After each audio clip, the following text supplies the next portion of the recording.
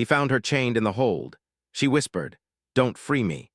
Only Shackles keep the monster Insid. The salvage ship wayfarers not drifted alongside the dead vessel like a cautious animal approaching a sleeping giant. Its hull lights swept across scorched metal and alien symbols that had been half-melted by radiation and time.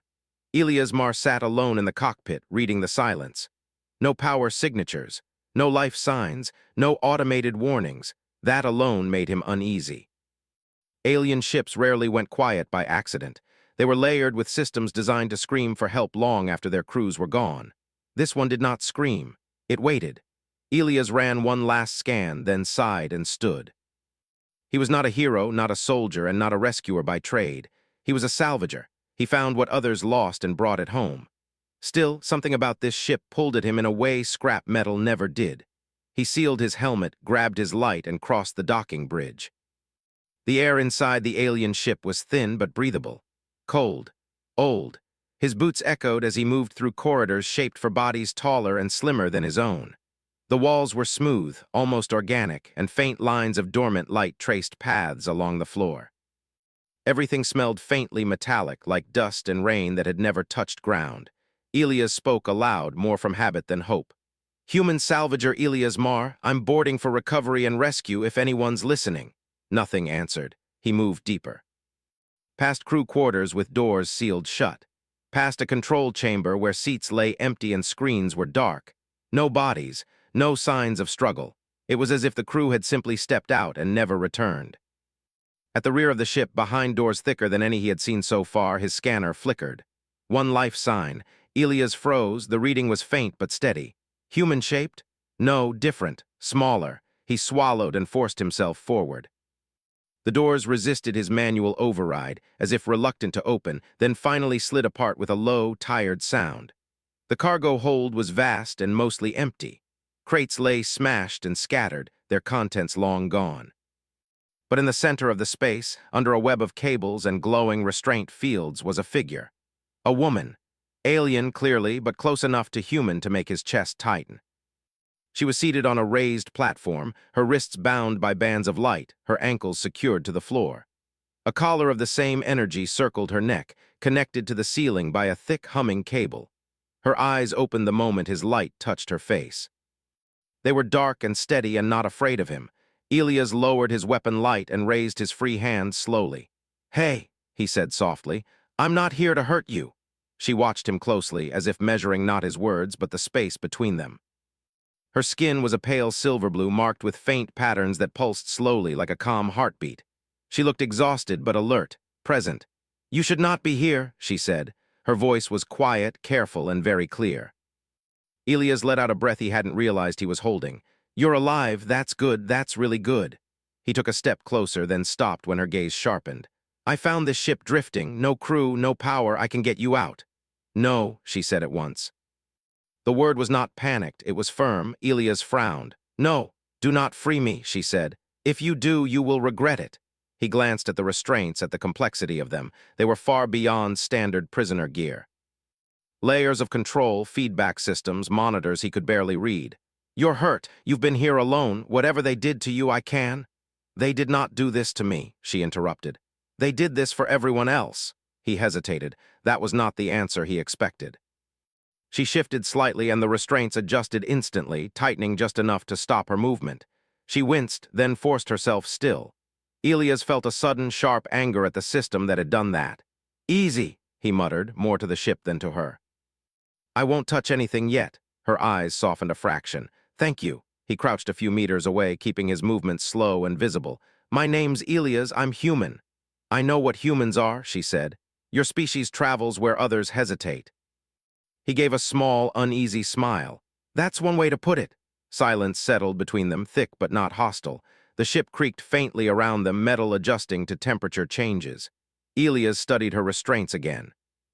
The power readings were steady but strained, like they had been running too long without maintenance. "How long have you been here?" he asked. She looked away, then back. "Long enough that time feels thin." That answer worried him more than any number. "I can at least bring power back online," Elias said. "Life support, heat, food, water." She nodded slowly. "That would be acceptable, not grateful, not relieved, as if survival was a condition, not a gift." As Elias worked at a nearby control panel, he felt her watching him, not with hunger, not with fear, with attention. Careful attention, like someone observing a fragile process. When the lights brightened and the hum of active systems returned, the hold felt less like a tomb. Elias passed her a sealed water pack on an extendable arm, careful not to cross any invisible boundaries. She drank slowly. Her hands trembled, but she did not spill a drop. "Why were you alone?" Elias asked quietly. "Where did everyone go?" Her fingers tightened around the pack. "They left in a hurry. Because of you?" She did not answer right away. The patterns on her skin flickered faster, then slowed as she took a steadying breath. "Because they were afraid of what I might become." Elias leaned back against a crate. "You don't look like a monster." "That is because you are seeing me," she said, "not the thing that answers when I lose control." A faint vibration passed through the floor, so light he might have imagined it. His instruments flickered for half a second, then stabilized. Elias straightened. "Was that you?" She closed her eyes. "Yes." The restraints brightened in response, their glow turning sharp and cold. She gasped softly, then forced herself to calm again. The vibration faded. Elias felt his stomach twist. "You're doing that while restrained?" "Yes. And if you were?" She met his gaze directly now. "Then this ship would no longer exist, and perhaps neither would you."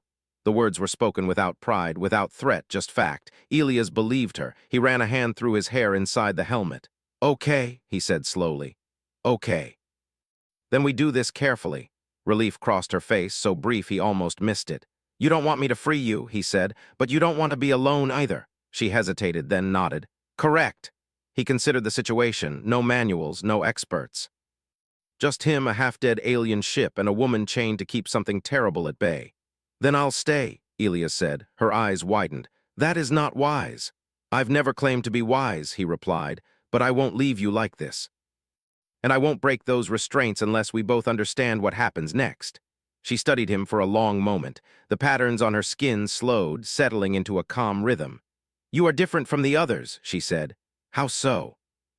"They saw a danger to be locked away," she said. "You see a problem to be understood." Elias shrugged. "That's kind of our thing." The ship hummed around them, no longer silent, but not fully alive either. Between the chains and the quiet understanding growing in the space between them, something fragile took shape. Not freedom, but trust. The ship settled into a slow, steady hum as emergency systems adjusted to the new power flow. Soft lights spread through the cargo hold, no longer harsh or cold, but dim and even. Elias sat on the floor a short distance from the raised platform, tools laid out beside him. He worked carefully, often pausing to check readings or to glance at the woman chained before him. Her name, he had learned, was Ishari. She had told him after a long silence, as if offering it was a risk. Elias had accepted it the same way he accepted everything else about her, with care. "You don't have to keep watching me," she said quietly. Elias looked up from his scanner. "Sorry, habit. Salvagers learn to keep eyes open." "I am not going anywhere," she replied. "That's kind of the problem," he said, then winced. "I mean not you, the situation." She gave a small sound that might have been a laugh, though it held no joy. "You speak honestly." "That is uncommon," he shrugged. "Lying doesn't help when you're stuck in space." He returned his attention to the restraint interface. The system language was unfamiliar, but the logic was not.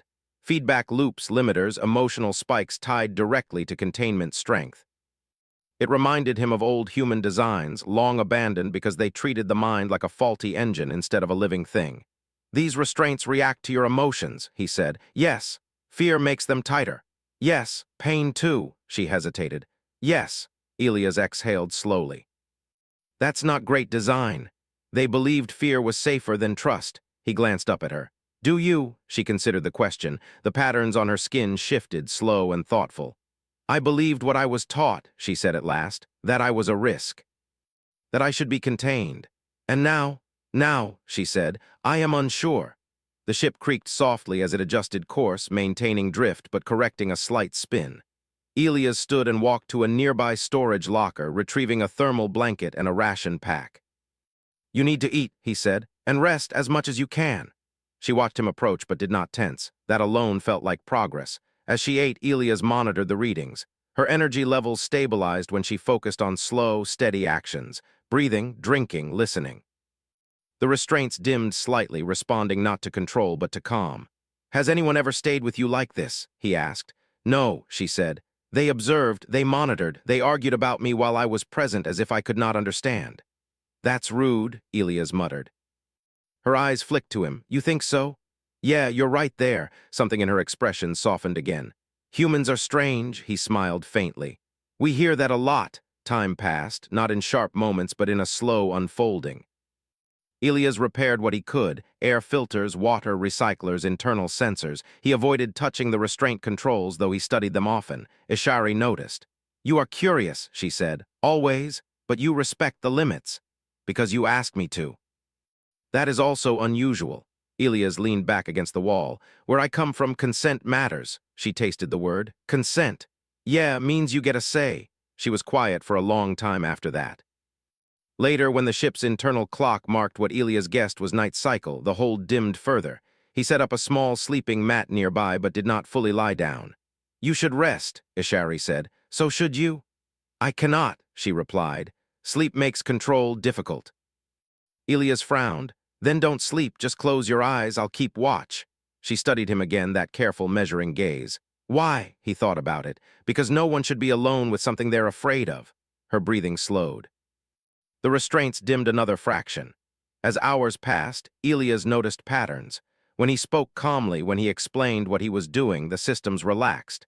When he made sudden movements or raised his voice, even slightly, they reacted. They're wired to expect the worst, he said. Yes, Ishari replied, as were the people who built them. The next day, Elias attempted something risky, though not physically. He brought a small handheld hollow projector from his ship and set it up on the floor between them. What is that? Ishari asked. Just images, he said. Stories, music, stuff from home. He activated it, projecting a slow rotation of Earth from orbit, blue and white and green turning peacefully in the dark. Ishari stared. This is where you're from? She whispered. Yeah. It is loud, she said, studying the storms and lights. Full. It is, Elias agreed, but it's ours. As the images shifted, cities, oceans, children laughing in low-gravity parks, Elias watched the readings. Ishari's energy levels fluctuated, but not dangerously. The patterns on her skin glowed brighter, not sharper. What are you feeling? He asked gently. Many things, she said, but not fear. The restraints did not tighten. Elias felt a cautious hope bloom in his chest. Over the next cycles, he continued, stories, simple games. Conversations about nothing and everything. He told her about failed salvage jobs, about quiet stations, about the way humans argued endlessly but still found ways to work together. She told him about her people, about how children like her were tested early. How those who showed signs were taken away for safety. How safety slowly became isolation. They called it mercy, she said, but mercy that ignores pain is only convenience. Elias nodded. Yeah, we had to learn that the hard way too. One cycle, as he adjusted a sensor near the platform, Ishari spoke suddenly. Elias. Yeah, if the restraints failed, she asked, voice tight, would you leave? He paused. If it put you or others at risk? Yes, he chose his words carefully. I'd do whatever kept people safe, including you. She absorbed that. The restraints flickered, then steadied. That answer is acceptable, she said. Elias let out a slow breath he hadn't known he was holding. Later, alarms chimed softly, not danger but proximity warnings. Another ship was approaching, distant but real. Elias checked the scans. Someone's coming, he said. Long-range patrol, maybe? Ishari's patterns spiked. The restraints brightened sharply. Easy, Elias said quickly. Easy, they don't know you're here yet.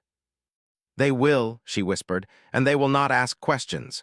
Elias moved closer, staying just outside the restraint field. Then we make sure they do.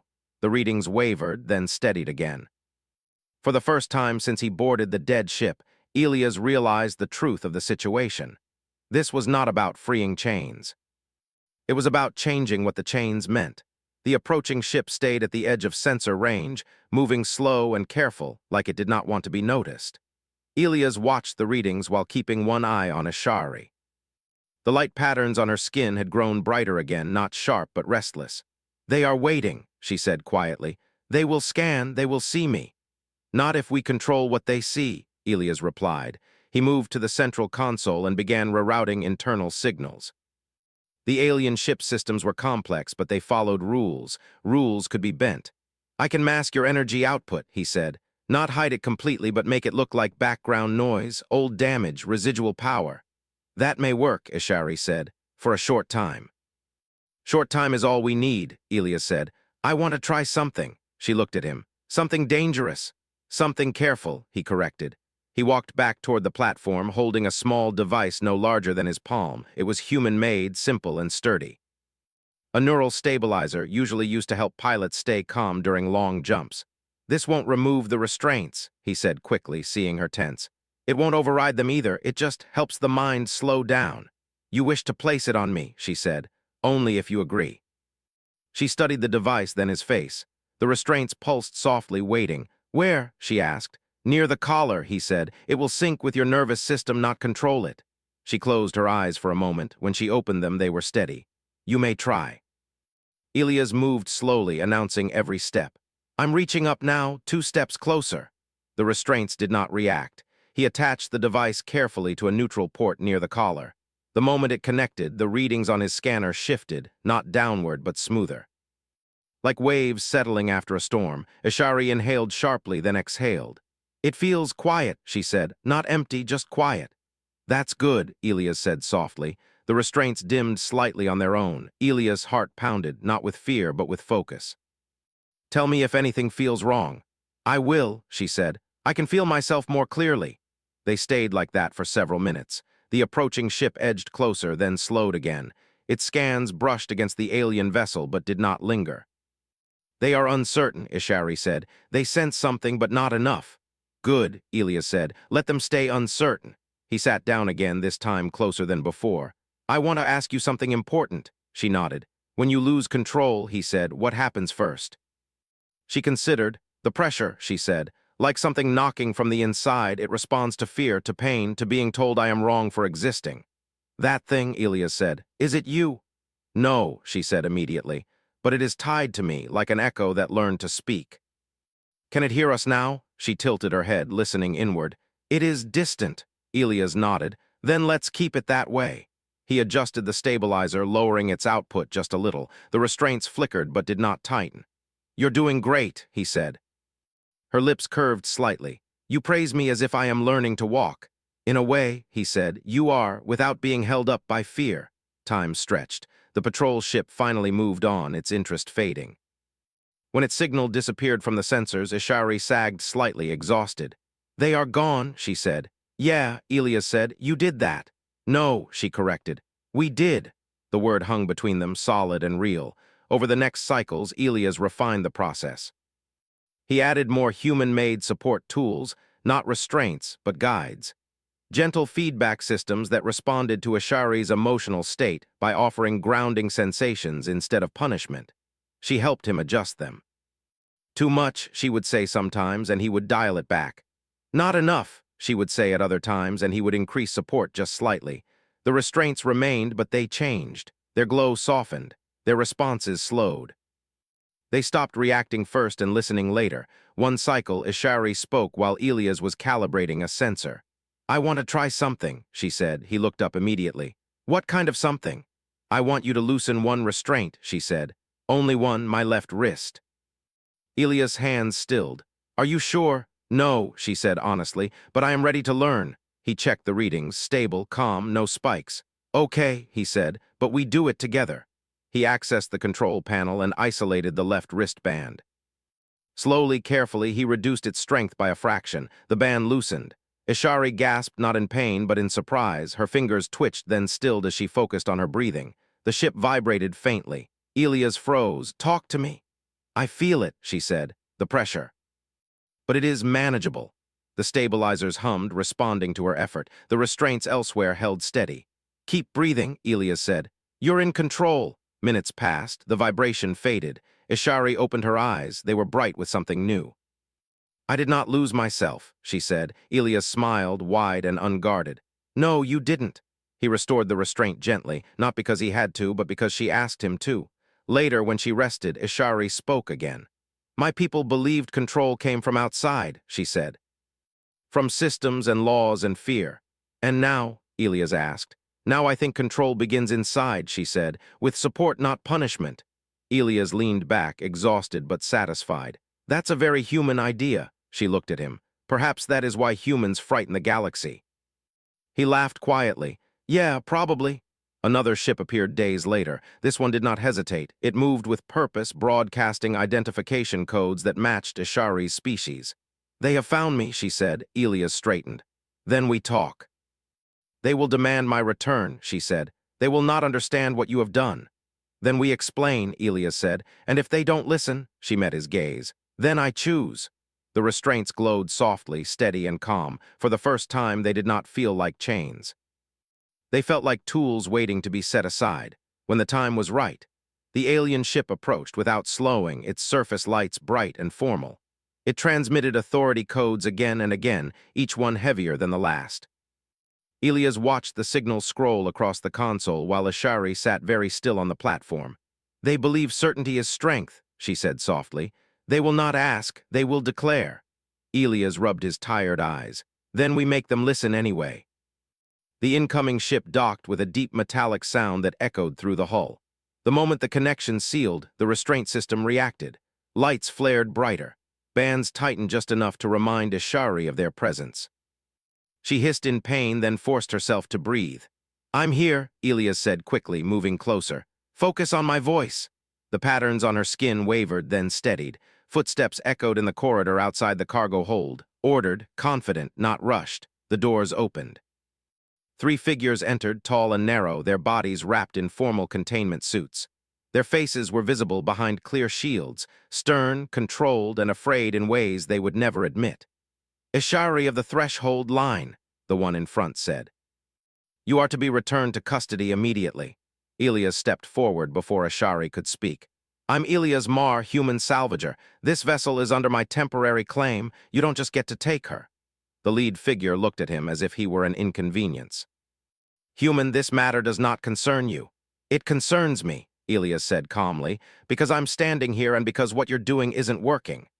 A ripple of unease passed through the group. They looked at the restraint readings on their own devices. She is unstable, one said. Her presence is a risk. She's stable right now, Elias replied, because she's being treated like a person. Ishari spoke then, her voice steady but strained. I am in control. The lead figure's eyes widened slightly. That is not possible. It is happening, she said. You simply chose not to see it. The restraints pulsed sharply, reacting to her raised emotional state. The ship vibrated just faintly. Elias raised his hands. Easy, everyone breathe. The aliens hesitated, unsure how to respond to the suggestion. Ishari, Elias said gently, remember the rhythm. She closed her eyes, inhaled, exhaled. The stabilizers hummed softly. The vibration faded. Silence filled the hold. You see, Elias said, fear makes it worse. You taught the system to punish her feelings, and then you blamed her for reacting. The lead alien stiffened. You are accusing us of negligence. I'm accusing you of choosing the easy answer, Elias said. Chains instead of understanding. They exchanged looks among themselves. Doubt flickered, quickly buried under protocol. She must be returned, the leader said. This experiment ends now. Ishari opened her eyes. I will not go back to a cage. You are not qualified to decide that, the alien replied. Elias felt anger rise, sharp and hot, but he forced it down. Anger would not help. She is qualified, he said, because it's her mind, her life. The restraint system suddenly tightened again, not because Ishari had lost control, but because the alien authority codes triggered a full containment response. Ishari cried out softly, pain cutting through her focus. The pressure inside her surged. The ship shook. No, Elias said urgently. He rushed to the console. This is what I warned you about. Energy readings spiked, not exploding, but pressing outward like something pushing against glass. You're hurting her, Elias shouted. Stop the command. The aliens hesitated too long. Elias did not. He severed the authority link. The console sparked, alarms sounding, not danger alarms, but system confusion. The restraint glow flickered, then dimmed to a softer light as the human stabilizers took priority. Ishari gasped, then steadied. The shaking stopped. The aliens stared. You overrode us, the leader said, disbelief clear. Yes, Elias said, because you wouldn't listen. The hold was quiet except for the soft hum of balanced systems. Ishari spoke slowly, carefully. The chains were never holding the monster, she said. They were teaching it how to wake. The words landed heavily. One of the aliens lowered their device. That is not what the data said. Because you never asked the right questions, Elias replied. Ishari looked at the restraints around her wrists. I wish to change them, she said, the leader tensed. Absolutely not. I am not asking, she said. I am informing you. She turned to Elias. Help me, he swallowed. Are you sure? Yes. Together they worked. Not removing the restraints, but reconfiguring them, changing their function from suppression to support. The aliens watched, tense and silent, as the glow shifted from harsh white to a calm blue. When the last adjustment was complete, Ishari lifted her hands slightly. Nothing broke, nothing surged. The ship remained steady. She smiled, small and real. I am still here, she said. The aliens stood frozen, their certainty cracked. You have violated containment law, the leader said weakly. Elias met their gaze. Sometimes laws need updating. Ishari stepped forward as far as the platform allowed. You feared what I might become, she said, but you never feared what your fear was doing to me. One by one, the aliens lowered their eyes. This changes everything, one whispered. Yes, Elias said, it does. Silence stretched, heavy but thoughtful. Finally, the leader spoke. We will report this. Good, Elias said. Report that treating someone like a person works better than treating them like a threat. The aliens withdrew, their steps slower than when they entered. When the doors closed, Elias sagged against a crate, exhausted. Well, he said, that could have gone worse. Ishari laughed softly. You humans have a strange idea of comfort, he grinned. You're doing amazing. She looked at her hands again. For the first time, she said, the monster feels very far away. The ship drifted on, no longer a prison, but not yet free. Something new was being built there, not with chains, but with choice. The alien ship remained docked for several hours after the delegation left. No alarms sounded. No commands came through. The silence this time did not feel like a threat. It felt like waiting. Elias sat on the floor of the cargo hold, his back against a crate, eyes half closed. He was tired in a deep way, the kind that came from holding steady when everything wanted to break. Across from him, Ishari sat upright on the platform, the restraints still around her but glowing softly, no longer tight or sharp. She flexed her fingers slowly, testing the new balance. It is strange, she said. They are still there, but they do not hurt. They're tools now, Elias replied, not punishments. Yes, she said, tools I can choose to use. That word again, choose. The ship's sensors chimed gently. A new signal appeared on the screen, not a threat, not a command, a request. They are calling, Elias said, standing. Different channel, open communication. Ishari nodded. Let me speak first. Elias hesitated only a moment, then stepped back. I'm right here. The image formed in the air, several alien leaders, not in containment suits this time, but simple robes. Their posture was less rigid, less certain. Ishari, the central figure said, we have reviewed the data. And, she asked calmly. There is disagreement, the alien admitted. Your condition contradicts established models. Ishari's skin patterns glowed faintly, steady and calm. I am not a model. The alien inclined their head slightly. No, you are not. Elias watched quietly, ready but not interfering. You propose a new method of management, the alien continued. Support instead of suppression, partnership instead of isolation. Yes, Ishari said, and consent. The word caused visible discomfort among them. That concept is complex, one said. It is simple, Ishari replied. You ask, you listen, you adapt. Silence followed. Finally, the leader spoke again. If we allow this path, you will no longer belong to our custody. Ishari's breath caught just slightly. You would be free, the alien said, but unprotected. Elias stepped forward then. She wouldn't be unprotected, not alone. The aliens turned their attention to him. You would assume responsibility, the leader asked. Elias did not hesitate. Yes. Ishari looked at him, eyes wide. You would tie yourself to an unknown risk, the alien said. Why? Elias thought for a moment. Because every time someone took that risk for us, humanity got better. The aliens exchanged looks again, long, thoughtful. At minimum, the leader said slowly, this requires observation. Fine, Elias said. Observe. But not confinement, Ishari added. Never again, the leader nodded. Agreed. The signal ended. For a moment, neither Elias nor Ishari spoke. Then Ishari exhaled a long, shaking breath. The restraints dimmed further, responding to relief instead of fear. They let go, she said softly. They actually let go. Elias smiled. Looks like it. Carefully, slowly, they worked together. One restraint at a time, always checking, always listening. When one was removed, nothing surged, nothing broke. The ship remained steady. When the last shackle opened, Ishari stood. She swayed slightly. Elias moved closer, not touching unless needed. I'm okay, she said quickly, just unused to this. Her feet touched the floor of the cargo hold, unbound for the first time in longer than she could remember. She laughed then, not loud, not wild, just real. I am still me, she said, wonder in her voice. Elias felt something tighten in his chest. Yeah, you are. They transferred to Elias' ship days later. The Wayfarer's knot was small and human and full of quiet noises. Ishari explored it slowly, touching walls, watching stars through the viewport. So many directions, she said. Too many sometimes, Elias replied, but you get used to it. As they traveled toward human space, messages followed them, not threats, questions, requests. Other species wanted to know how the human method worked. Elias answered what he could. Ishari spoke when she was ready. She did not present herself as cured or safe or solved. She presented herself as responsible. That made all the difference. When they arrived at a human station, there were no chains waiting, no cells. Just open rooms, quiet support systems, people trained to help rather than restrain. Doctors asked permission before scanning. Engineers explained before adjusting. No one touched her without consent. The monster did not stir. Weeks passed. Ishari learned. She practiced. Some days were harder than others, but she was never alone with it again. One evening, as the station lights dimmed to simulate night, Ishari stood beside Elias at a viewport. Do you regret it? She asked. Regret what? Taking responsibility, she said. For me.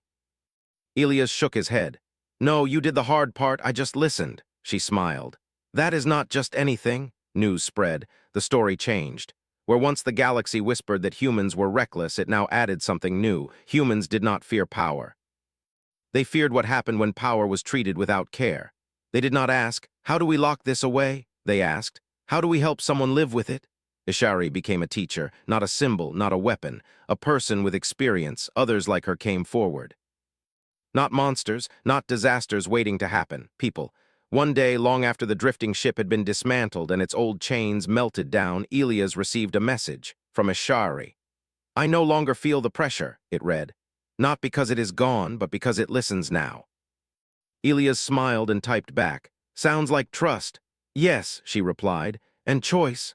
Far out in the quiet between stars, the galaxy adjusted its understanding, not because humanity was the strongest, but because humanity was willing to stay, to listen, and to ask a simple question no one else had thought to ask. What if the monster isn't the problem?